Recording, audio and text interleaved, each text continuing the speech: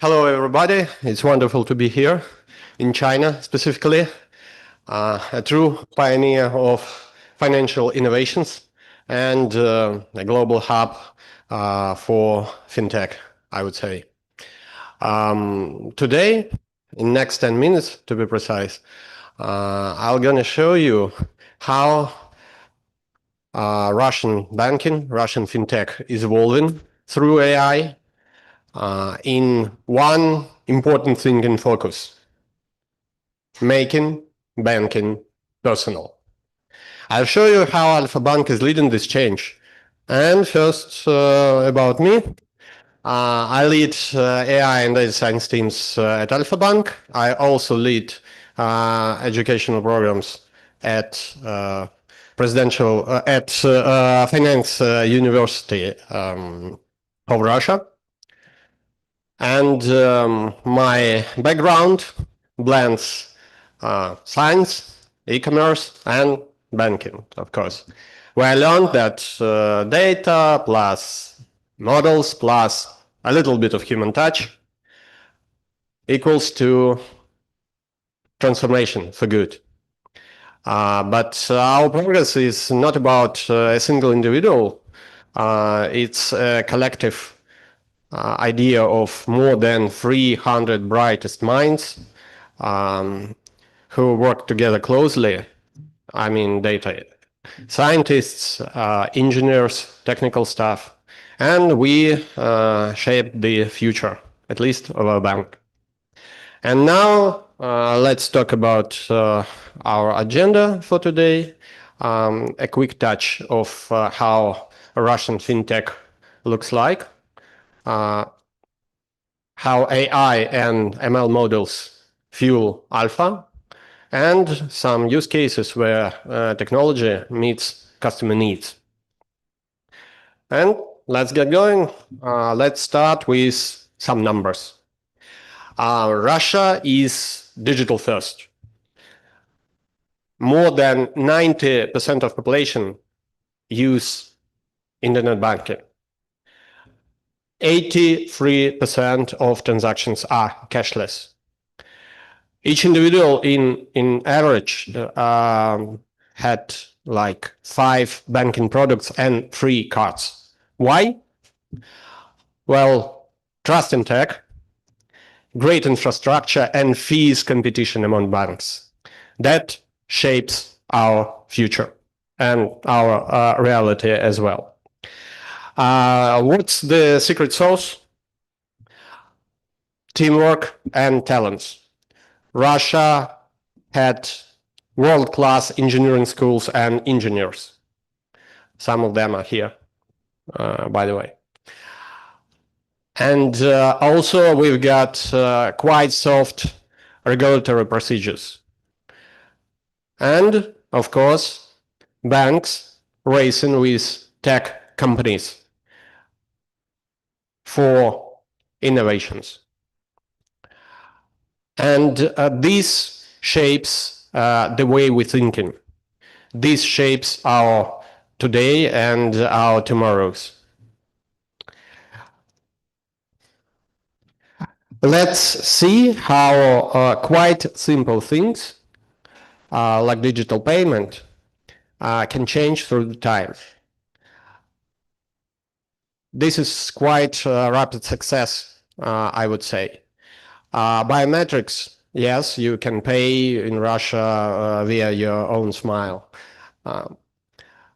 NFC tokens, QR codes, banking in mobile apps with chats and specific platforms. All of that are in use for half of Russian population. And let's see how Alfa Bank face that rapidly changing environments and that challenges. Well, Alfa is the biggest commercial bank of Russia. Serves millions in 35 years, 35 years straight. We can be proud of a lot of things. For example, our net profit, by the way, 2.7 billion US dollars, or 37 million users, our clients. But the most important thing for us is trust, which is essential for any financial institution, banking as well. And well, as a way of trust, our mobile app is number one, ranked number one since 2022, which is a good touch for us. And behind that, ML. Machine learning models touch everything we do, from fraud detection to cash loans. We've got 300 data scientists and technical staff and engineers that provides us 13% of total overall bank profit, which is a good sign. However, this strong technology needs, well, strong roots. We've got some. Our technological platform is innovative, up to date, and I would say adaptive. With 40,000 data features, we feed our AI.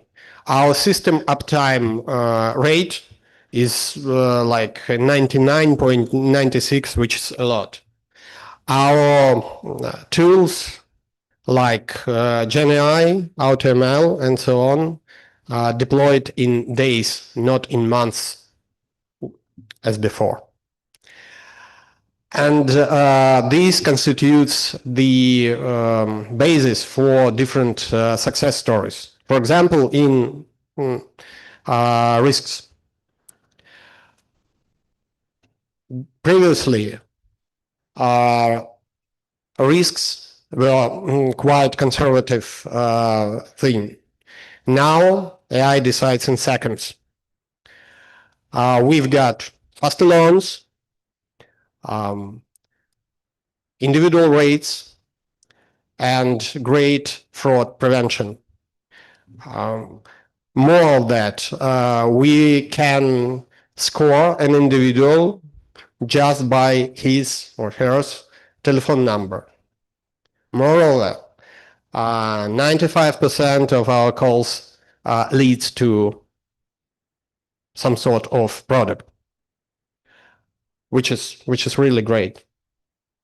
What's next? Our geoanalytical magic. When you combine maps and data, you've got a lot of opportunities. For example, you can understand your customer's behavior, even what kind of meal he can get at the airport. Putting away things like optimal placing for ATMs and branches, optimal serving for cards, and so on. The next stop is AlphaGAN, the backbone of our achievements that merge external LLMs and different types of models and internal models to serve both customers and our employees. And I'll show you how. Agents are everywhere. For example, you can, well, as a developer, write codes, drive tests, handles 76% of support chats. For investors, kids, travelers, you can provide a tailored help. And as for the smart search, we can process 16 million queries per month, which is also good for the bank of our size. And now the final piece of the puzzle where physical world meets digital world. Imagine you walking into a branch. Face recognition greets you, no ID needed. Smart queues, navigates you through your mobile app. Tables on the table of the staff knows everything about you and even predicts the possible reason of you being here. That's not the future. That's the world we are living in at the moment. And this is the banking where AI meets real life, making every interaction seamless.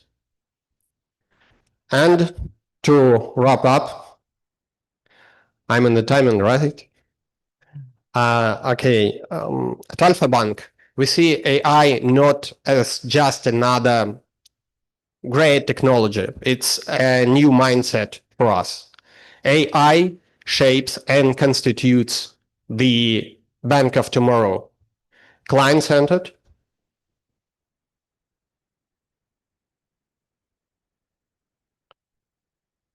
always learning and changing. Thank you very much for your attention, and remember, the future isn't just digital, it's personal.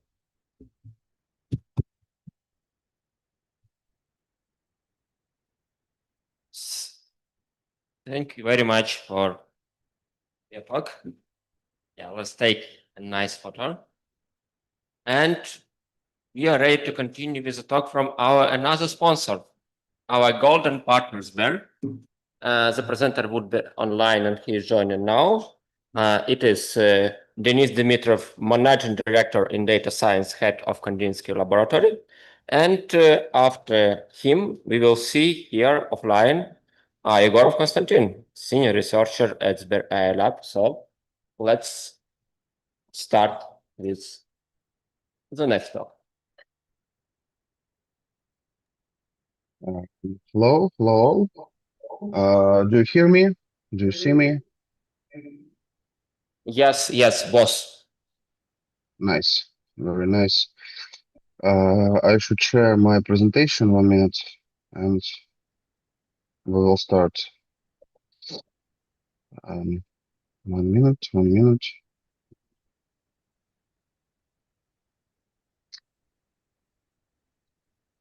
So, do you see the content of the slide here? Yes, yes, we see this nice slide with AI Sber. Yeah, nice. Yeah. So thank you for my presentation. Yeah, my name is Denis Dimitrov. I'm head of Kandinsky Lab. We do the family of the visual text-to-image and text-to-video model, actually. And now I'm talk about all AI at Sber, actually. So that's like few introduction slides. The key message here is that Sber is not just a bank, but it's leading big tech company now. And actually not only big tech company, but the largest AI-driven ecosystem in Russia. If we talk about the bank, about the finance, Sber is one of the strongest financial brands globally around the world, I mean. So we had 90%, you see some nice figures there, like we had a lot of clients, we had like a big huge market capitalization, so that the enablers why Sber is the leading, actually not just a bank but big tech and AI driven ecosystem. We had more than 40,000 IT engineers now.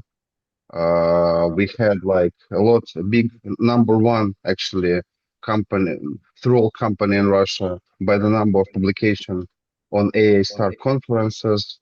So you see the number of these publications, except including the Q1 papers, Q1 journal papers. So that's actually the nice results. Actually, nice results. Moreover, we are number 2 in the ranking of Russian employers by AI. You see Sber AI at the second row of this chart after the Yandex here. Sber had a huge transformation process through the 2014. We start from the classical classical AI, like some classification tasks to automatize, for example, credit scoring task. We pass through a transformation and we go to the Gen AI and foundation models era for now. And we had two flagship models. Here now it's GigaChat. I talk about them a little bit, and Kandinsky. I told about the Kandinsky a little bit yet already. I mean, and we are moving to AGI, whatever it means, actually. So we are moving towards stronger models that do a lot of tasks, more robust. As I said, Sber do a lot of research in AI, and we had a lot of publications. A huge amount of publications go to the top of the top conferences, world conference like NIPS, NeurIPS, or ICML, or CVPR, and so on. Here the slide about a few publications of Sber and Diary, and so on. And moreover, we do a lot of open source. That's nice, I think. We do it like in Sber AI, in Kandinsky. For example, we had a GitHub organization, AI Forever, and for example, repo of the Kandinsky is the most popular with more than 3,000 stars. So we do a lot of open source and develop the community. So that's nice, actually. A number of data science experts is more than 4,000, and we had a lot of research teams. It's Sber AI, it's Sber Lab, it's R&D of Sber devices, and so on, and so on. So here the few top researchers, KAR leaders of Sber and Diary. As I said, we had two flagship models. First of all, is the GigaChat, the Sber largest large language model. I think you heard about it. It's actually not it's not the one model. It's line of the models, family of the models, and our best model is the GigaChat for now. It's a GigaChat 2 Max, and it beats, for example, Queen 2.572b and another good models of modern world on different benchmarks, especially on some benchmarks with Russian language and some benchmarks that we create to evaluate our system in Sber specific tasks. Like we had a lot of tasks inside of Sber to GigaChat in B2B, in B2C, in finance, in risks, and we had a lot of buckets where we evaluate GigaChat, for example. And here in these buckets, GigaChat beats a lot of models. Moreover, GigaChat 2 Max is a multimodal model, not only language. It understands images, sounds, a little bit videos still now, and it can return not only the text as an output, but text plus audio. That's nice. Moreover, our new opportunity is the reasoning. Reasoning is a trend, absolute trend of the modern research, modern production of such systems. And we had our own reasoning reasoning regime of GigaChat, like in deep research, for example, like in DeepSeek. And you may try it. Another second fundamental model of Sber is Kandinsky. It's actually main model that can generate images and videos and 3D. It can not only generate but editing too. It had a lot of nice statistics there, like we have more than 20 million users of all versions. Like for Russia, it's really nice. The unique Denis, generation I'm sorry to interrupt you, but Oksana asked to give To me- the word to Give Konstantin. me 10 seconds, please. Okay, to, okay, to, very fin- good. to finish. Thank you. To finish, yeah. Like line of the development is nice too, like from 2021.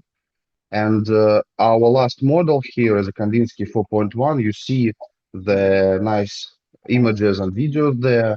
We go through towards the understanding the physics and representing the physics to like to manage the camera motion and so on. So let's try it. I'm finished. Thank you. Okay, thank you. Thank you. And let's welcome our next speaker from Sber. I hope he will give another insights on how blocks here. You can talk here. The clicker is here, and using the presentation here, I hope you change it from the one that. One more of this. So it's this and bigger. So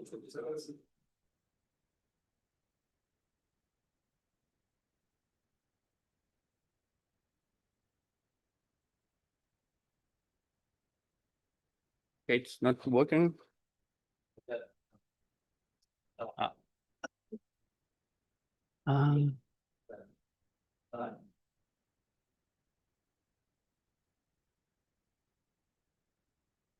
Do you hear me? Okay, good. Yeah. Владимир, Мир и Влада 4.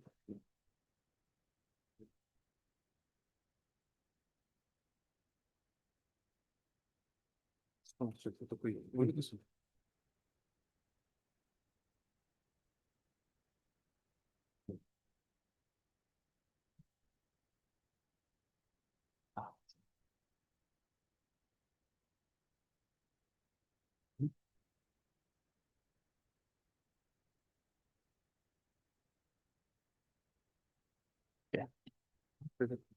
Да, вот сюда смотрите, все работает. Ну, здесь работает, там нет.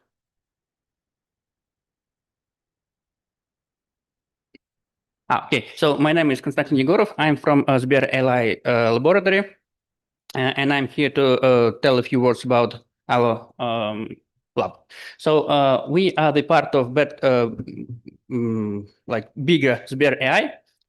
We about almost 70 people, and our goal, in our work, we're focusing on both scientific novelty and but as well grounding this scientific novelty into the industrial projects. So we have our project is needed to be somewhat either profitable or useful in other ways, but also it should have some scientific novelty and potential to be published. We have like additionally to publishing papers, our goal is to publish our tools into the open source. We have a variety of open source libraries that I will talk briefly about later.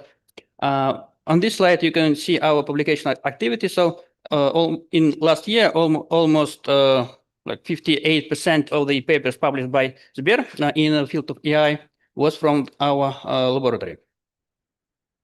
Okay, so what exactly we do? A lot of stuff, a lot of different stuff. Almost, well, not every field, but good chunk of the whole machine learning and AI field. For example, all kinds of supervised learning in both industrial banking services, in medicine, in NLP. Well, really different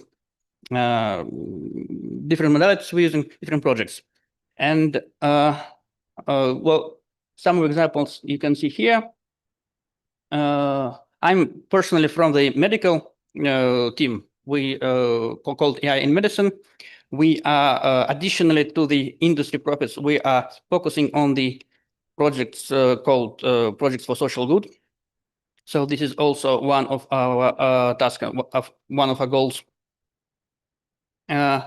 We widely using right now all the generative AI techniques. We are implementing multi-agent systems. We creating foundation models. We're creating stuff like AI data science or AI tutor. Or for example, emotion recognition systems based on the video feed or images of the people. Additionally, one of the great modalities is time series. We also using in both medicine projects and banking projects, and and releasing open source tools for time series. This is additional brief overview of this whole project. This is the whole list of our open source. I will briefly tell about a few more. You will see. So yeah, this is the QR codes. You may.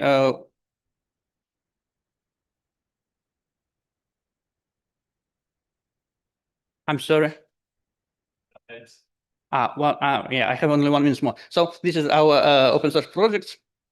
This is the important slide. It's called options for partnership. So we are focused on opening our work. We have a privilege to open our work in the form of the papers and in the form of the open source project. So if you're interested in them, you can always contact someone from us or even join our team. We always recruiting.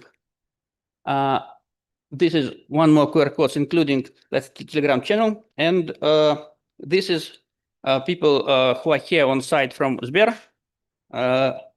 You can contact us. We also probably will have some kind of stand in the hall. Here's the Oksana Yanukovych who can help you. And you can find in the chat applications by the name all these people are here on site. That's all. Thank you.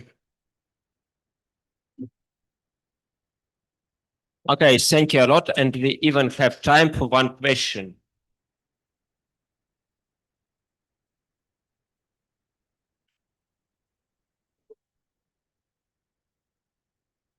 Okay, no questions. And I think we are switching to the next speaker. It's also from the world of banking, Alexey Zabotkin. He is now a deputy governor of the Bank of Russia, the regulatory bank in Russia. And he will tell about LLMs and specifically about LLMs in banking, how they changes the industry. So I hope we will see the presentation and the speaker soon online. And let us welcome the speaker. Greetings, everyone. I hope you hear me well and you see the introduction slide. Yeah. Is connection working okay?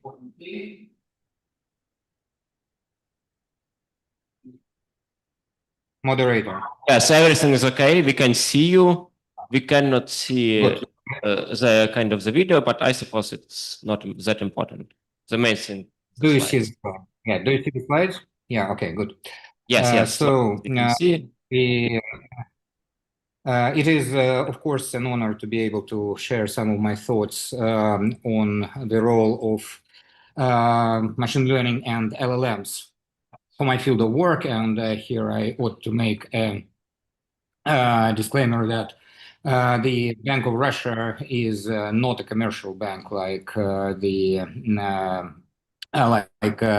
previous speakers represented Alfa Bank and Sber Bank, but the Bank of Russia is the central bank of the Russian Federation, so it's more like People's Bank of China in China, just to give you a context. And so my field of work is macroeconomic analysis. I'm in charge of monetary policy formulation and implementation. I hope to be good with timing. I was told that I will have about 30 minutes to speak, and let us have a few minutes at the end for Q&A. I would single out three areas where macroeconomists encounter large language models. The first area, of course, as in other fields of knowledge work, is automation of routine activities, such as writing and editing various texts, searching and collecting information, for preparing those materials, writing, editing code. For statistical and econometric models, this is all listed in the left-hand panel here. In general, this is not much different from what is happening in other areas with respect to the use of LLMs for increasing the productivity of the knowledge work. The second area, and that's what I would like to focus on foremost today, is using the large language models as a novel analysis and modeling tool for the macroeconomic analysis. When making decisions, economists rely on a large number of different indicators and models.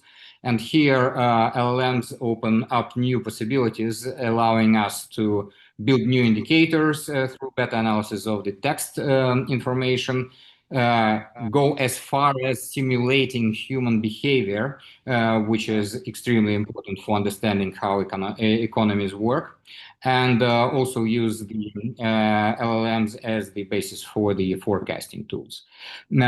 Of course, there is a separate area of challenges for economic policies, which stem from the impact of artificial intelligence on various aspects of economic activities and structural changes at the macroeconomic level, and of course also the economic policy to mitigate the negative effects of those. But that is a very significant area of discussion which goes far beyond the scope of a SMILES event. So I suggest we put it aside. If there are any questions at the Q&A session, I will happily share my very high-level thoughts on this area as well.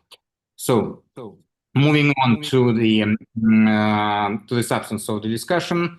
The economic texts, such as central bank releases, analyst reports, news articles, and company reports, contain a lot of information that isn't captured by raw statistical data. This information can be analyzed by humans, but it requires time and historically was prohibitively time-consuming. But LLMs, which are developed specifically as tools for decomposing the text, for breaking them down into the single tokens of sense, right? Become very relevant for cases where the volume of text is substantial, such as with, for example, news streams. The high quality of modern LLMs in this type of task allows improving results compared to predecessor models when building economic indicators, because of fewer errors result in less noisy indicators. To get a more precise flavor for particular use case for this direction of work, let's consider the following task. The central banks are increasingly transparent and increasingly communicate with the general public, with the financial markets, in order to shape economic expectations about their monetary policy, about their future decisions, and about their understanding of the economic developments. The LLMs help to address this task by analyzing the clarity of content which the central bank produces. Also, they allow to estimate agents' interpretation of the central bank's signals regarding its future policy by analyzing the feedback from the commentators on the central bank's announcements and central bank's statements. It also allows to better evaluate the central bank's perception of current economic conditions for the listeners, that is, for the analysts, for the economists out there in the investment banks, which have to interpret the central bank's actions. And also the task which is closer to the first one, automation, but is more complex than that, is assisting in text adaptation for various audiences. Here is an example of the paper from the German Bundesbank, which is the central bank of Federal Republic of Germany and part of the Eurosystem. Here, the various aspects of how materials published by the ECB and their perception by the analysts and media are analyzed in numerical form. In this work, authors analyze the tone of texts of or their segments using queries to LLMs and aggregate the obtained results into indicators of perceived future monetary policy tightness and optimism, pessimism regarding the dynamics of main macroeconomic indicators. So looking at these charts, the central bank then can judge to what extent what it intended to tell and communicate to the markets matches the perception which actually came out of it. The similar case is with the use of the analysis of the general news flow.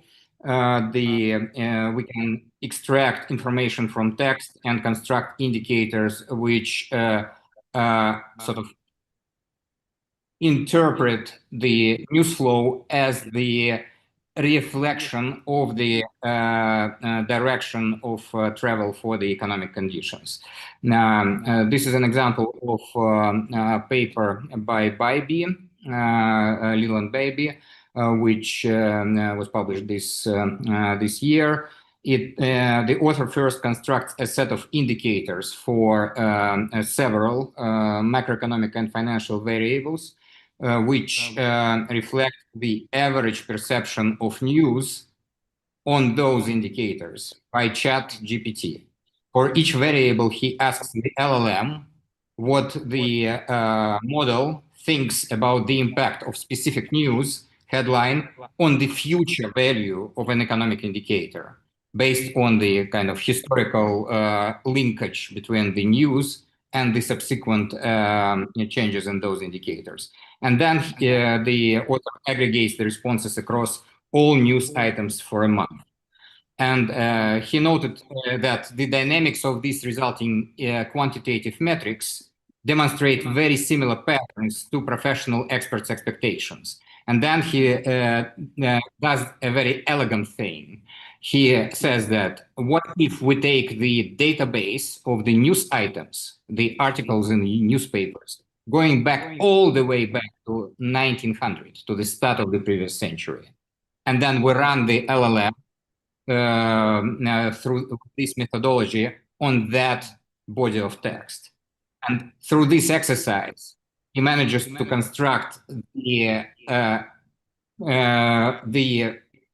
sort of theoretical or the emulated trajectories of what the forecasts of professional forecasters would have looked like 100 years ago. I think this is a very interesting approach and the demonstration that the LLM allows to actually reconstruct things in the past which actually did not exist at that time, because at that time there were no surveys of professional forecasters on macroeconomy like we have today.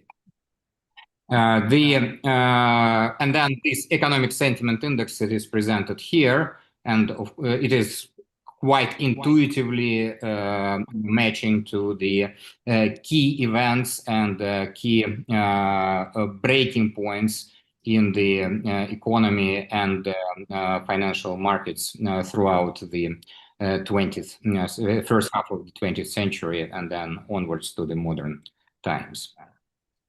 The second part of the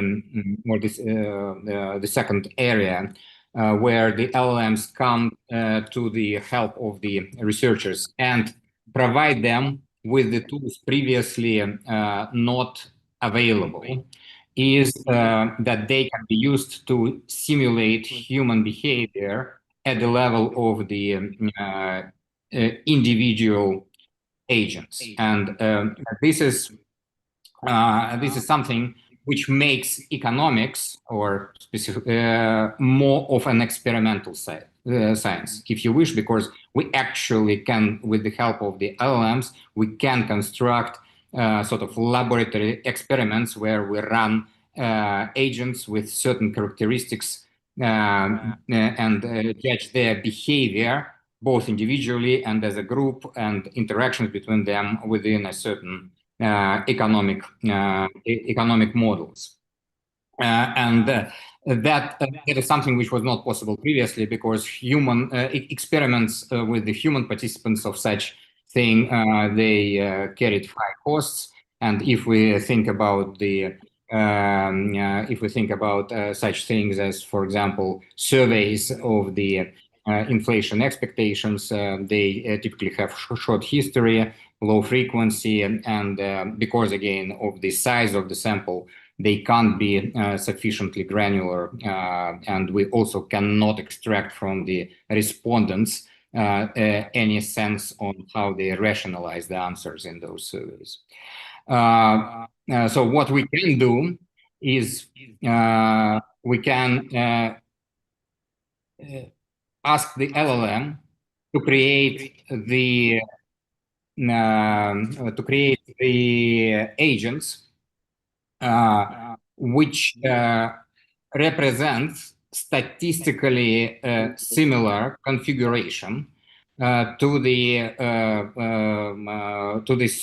sociological configuration of the given economy or a given society, right?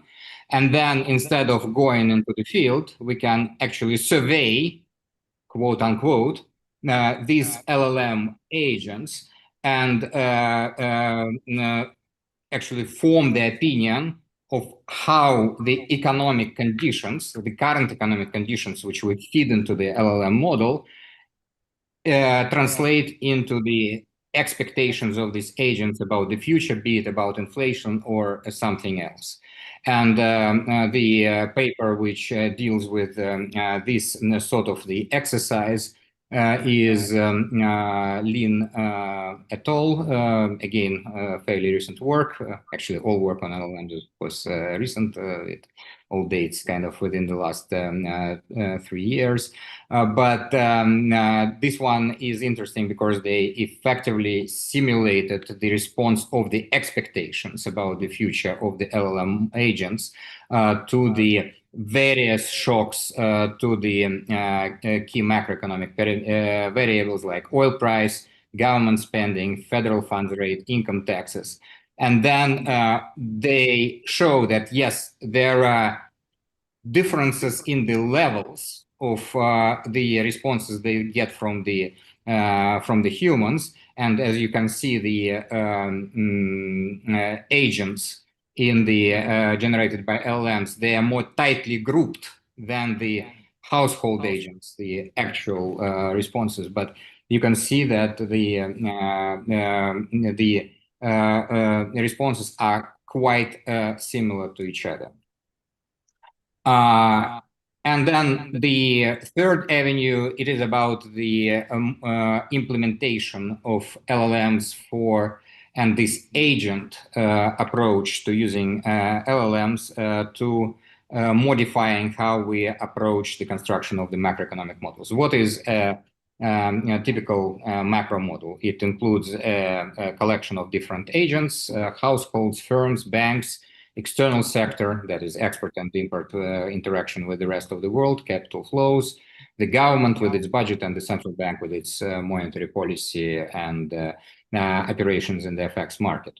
To date, the typical approach was and it is still the backbone of the modern macroeconomic modeling and forecasting, including that done at the central banks, is using so-called representative household, representative firm, representative bank, kind of sort of an average representation of the behavior of each type of these agents.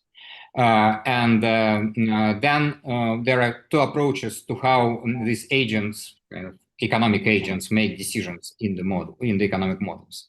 One is grounded on the notion of the fully rational behavior, which has a very far-reaching view of the future, and it optimizes in case of household, a utility function. In case of firm, it optimizes the net present value of future profits. And with this kind of very long-term rational view, which takes into account exactly the same view of the economy as the government and the central bank, these super rational economic agents make decisions. This is how the majority of the macroeconomic models work, and of course it is a fairly strong assumption. But that was necessary to make this general equilibrium model solvable analytically and then implementable in the computing software. The second approach is much simpler, is to assign to each agent a very simple heuristic function, which doesn't carry any optimization behavior in it.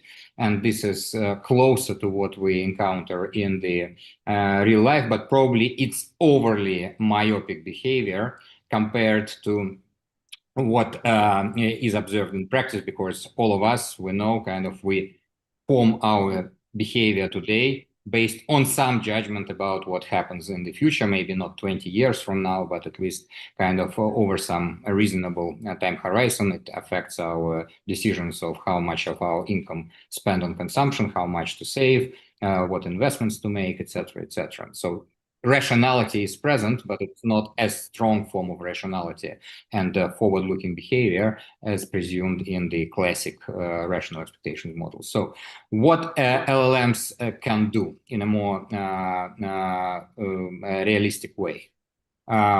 We can actually use LLM model agents with specific characteristics to populate a macroeconomic model and then query this model, these agents, what will be their behavior given certain parameters of the economic system. And then kind of the next step, we can actually make these agents interact with each other. And as a result of that, the resulting behavior, or so it is assumed, right, or hypothesized, the behavior of the agents in this model and the resulting aggregate behavior of this model will be similar to the typical behavior of the humans, which has been derived by the LLMs, the human behavior, which has been learned by the LLMs in the process of their training. So on this slide, there is a very worldly description of a sort of type of query prompt, which may be part of this exercise of setting up agents for such exercise. So on this slide, which is the illustration from the paper by Lee et al. On Econ Agent, how this can be integrated into the framework of traditional macroeconomic models.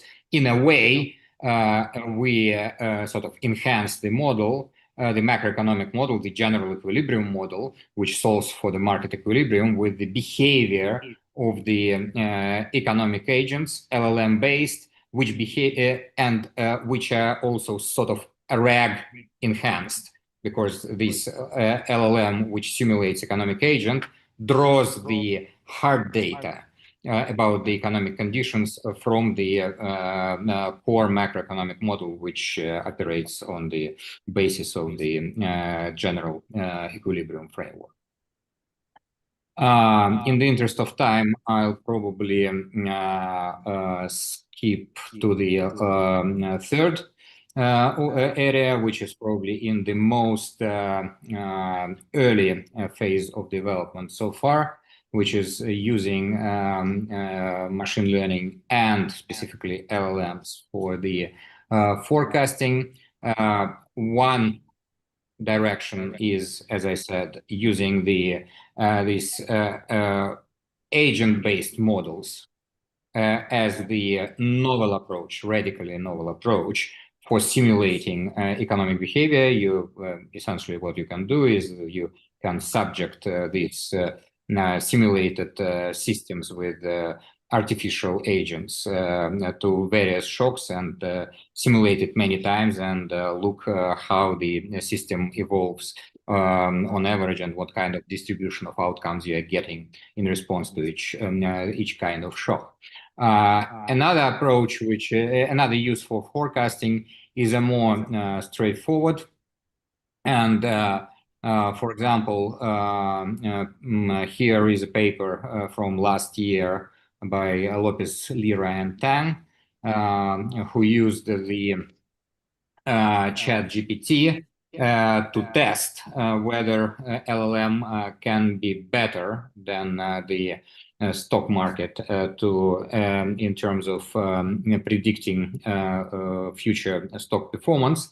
And in fact, their result turned out to be positive. They constructed trading strategies that sell stocks of companies with bad news and buy those with good news, as judged by ChatGPT, and showed that with low transaction costs, these strategies can generate some additional returns, exceeding average market returns. Beyond showing the possibility of extracting useful information from for return forecasting from LLMs, this is also an important result showing the deviation from so-called efficient market hypothesis, which is one of the core elements of the finance theory, which in a nutshell, efficient market hypothesis states that market participants fully utilize available information. So here we see that this is not the case, that the LLM exposed to the same information set actually managed to generate some excess returns.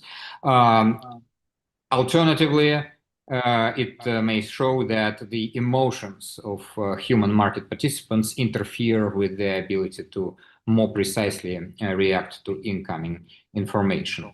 The authors in this paper also construct a theoretical model that explains this effect and show in theory and with real data that the more penetration large language models have in analyzing financial data, the less profit can be extracted from their use in trading. And probably the last case here is the attempt to use the LLM for forecasting the future behavior of the macroeconomic indicators. This is different exercise from the one we saw earlier, where we constructed the theoretical forecasts of future behavior based on the historical news flow. Here we're genuinely trying to task the LLM with the job of the professional forecaster to predict the future, which has not yet happened at all. And so far here the results are not particularly conclusive, and at the current stage the out-of-sample historical depth isn't sufficient enough for the models to evaluate the quality of such forecasts and compare it with the quality of more traditional models. And it is, to me, it is also not quite obvious, I would say, whether the LLM will beat a top forecaster. after all, the economic forecasting is very much about getting the right assumptions about the future. And the LLMs are very comprehensive machines for averaging the common sense, if you wish. That is the consensus about the most probable version of the future, subject to current information. This is also a useful service, but the most probable version of the future is not necessarily the one which eventually occurs. So an experienced human, able and trained by its past experience to assign higher probability, higher significance to unforeseeable, may be at an advantage to such overly rational common sense averaging machine, but only time will tell whether here the LLMs can approach the best professional forecasters at the end of the day. There are, of course, limitations and risks to relying on large language models capabilities. It's not a magic wand. We shall understand that, yes, it is a very complex and fancy statistical model, but it is just another model, right? And as I just said, kind of the way I think about LLMs, it is a great aggregator of the common sense of the humankind. But it may be less reliable in forming the judgments about what may happen on the fringes of what has occurred in the past. Yeah, for example, like when pandemic struck in 2020, the human decision makers were very fast to act in response to that. I'm not sure that in the hypothetical world when the LLM would have charged with making those decisions would have been as efficient. And a very important dimension here is the cost of an error. The artificial intelligence probably will very fast take over the tasks like the ones, the user cases which at length were described by Vadim in his speech earlier today, where you have a pipeline of millions of transactions, kind of loan requests, deposits taking, some brokerage services, etc., etc., etc., etc., and where the cost of mistake in each individual transaction is very small, and effectively because of the sheer amount of those transactions, it is statistically neutralized. But when we are dealing with cases like my day-to-day work, setting the monetary policy, setting the level of the policy rate, which affects the whole economy, and significantly depends on the view of the future, then probably this sort of tasks will be, if ever, delegated to the LLMs, to the machines, in a very distant future, as I said, if ever. I hope that my speech provided you with some general flavor of ways the LLMs enter the toolbox of us macroeconomists, academic and practicing alike. And of course, the technology is doing this at a very brisk pace, as in other areas of human activities. As we say it in Russian, "Одна здесь, другая там." Kind of sort of translation into English will be one foot here, another there, much further ahead. Or as our Chinese colleagues use, 1,000 里, 10,000 li, 1,000 li in just one day. I hope I got the tones correct. Thanks for your attention. I will be delighted to take questions at this time if the time still permits us to do so. Thank you.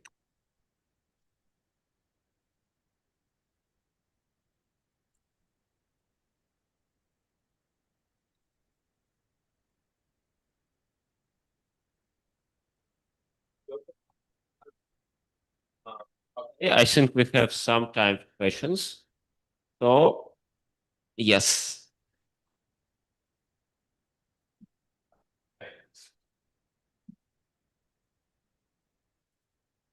Hi, thank you for a nice talk. I have a question. For macroeconomy, it's also very important to for macroeconomy. It's also very important to to emulate interaction between countries, right? Have you any experience of doing games like different countries are represented by different LLMs, or different sectors of economies of different countries are represented by LLMs, and they try to play with each other so you emulate the situation of how countries interact by representing each Thanks. country as a set of LLM agents. That's a very proper clarification to your question. Yes, of course, as I said, you can emulate the economy through an agent-based framework, effectively simulating it as a collection of the LLM agents, a given number of households with different socio-demographic characteristics, the set of the firms, which represents more or less the structure of that economy, the government and the central bank, which pursue the frameworks of the fiscal and monetary policy which are declared. And then the external sector has the settings, for example, which determines the terms of trade, the tariffs, non-tariff barriers, etc., etc. And then you can run this economy on its own.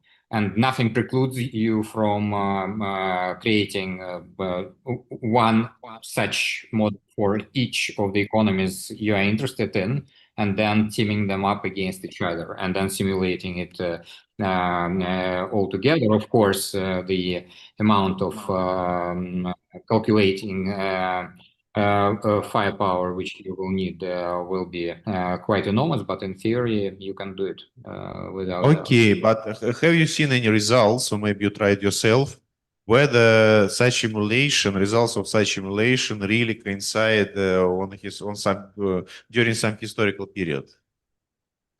That's what I was trying to. That's one of the points I tried to convey, right? The standard approach to macroeconomic modeling is that we write structural. We describe the structure of the economy through a set of equations, simultaneous equations, which then estimated on the historical data to get the best fit, and then we use that for forecasting the future. The simulation exercise, it is by nature probabilistic. You have to run many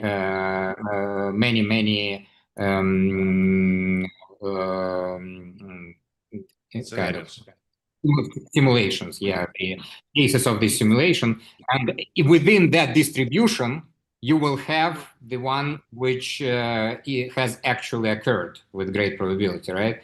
But whether it will be the most probable one, I think it's not it's not preset, and the problem is that it is the problem with the dimensionality. The more complex model you are constructing, the heavier, the harder it is to calibrate it to the to match the reality and the actual data. So my short answer to that is that nobody did it. I guess that even for a single economy, there hasn't been any conclusive simulations, at least I am not aware of, which would reproduce the behavior of, say, the United States over the second half of the 20th century with the precision of the established standard econometric macroeconomic models. But I guess it's an interesting case for future research, specifically, for example, you can if you have sufficient, again, firepower, you can run very different versions of the model and see which one fits your assumption best. And then kind of, for example, you can simulate such things as the introduction of new technology into the economy and how it propagates between individual sectors, etc., etc. Something which is next to impossible to do with the econometric models. Right. And but anyways, the main problem here is to verify the model, whether how to test that Well, it's let's reproduce something in order to at least have some, you know, to believe in their predictions. that's absolutely true, and that's the cornerstone issue with the LLMs at large, right? For decision making, since it's a black box kind of thing.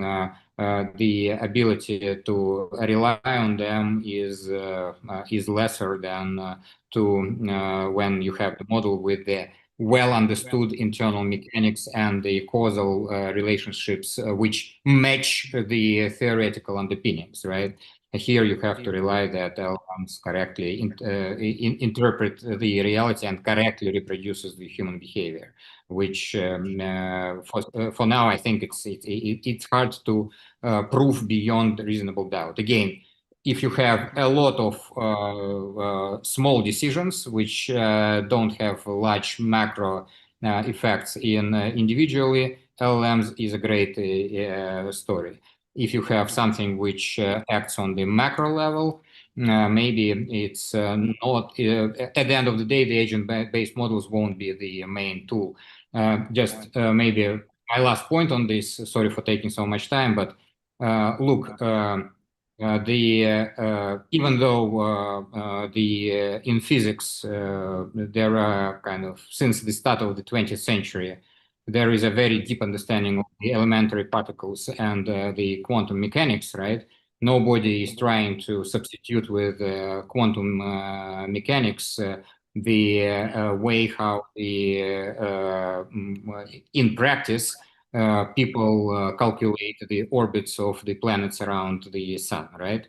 The Newton's laws of motion and the law of gravity describe those motions to the precision which is absolutely adequate, and moreover it saves from the unnecessary noise in the logic of the calculation. So you can think about macroeconomics as something which is more akin to the celestial mechanics rather than to the quantum mechanics. I see. Okay, thank you. Understand.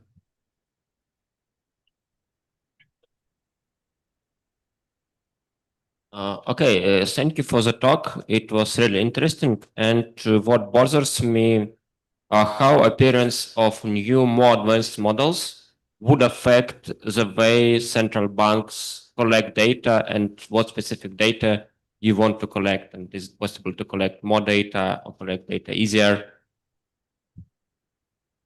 I tried to convey it in the talk. LLMs are great in extracting information from the non-structured data sets. We know all of that, and central bank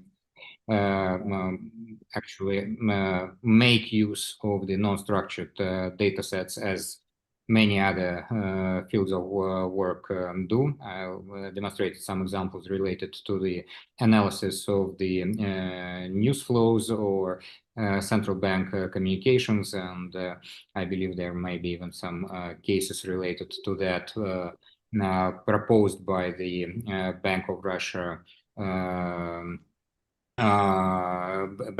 colleagues during SMILES practical part this year. In terms of the hard data, kind of probably LLMs can't add much to that. Hard data is measured by statistical agencies or via direct measurement, like kind of electricity consumption. It is simply kind of measured by the electricity operator, etc., etc.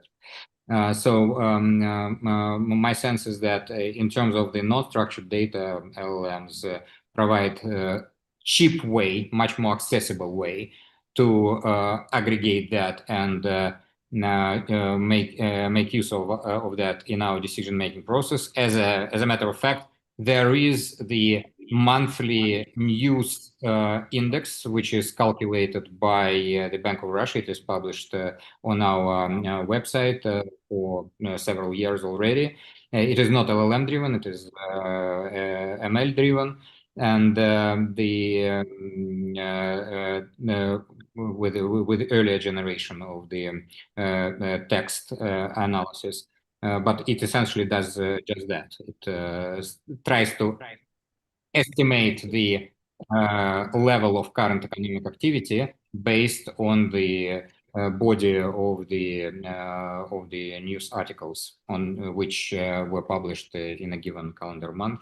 And it actually is one of the indicators which we take into account when forming the opinion about where the economy is and in which direction it is traveling at this point in time.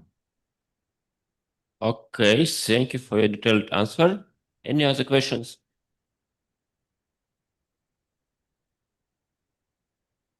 Okay, so let's thank the speaker one more time for this lecture. And thank you for finding time to join us. And I hope we'll see you more. Bye-bye. Bye-bye. Bye. Bye.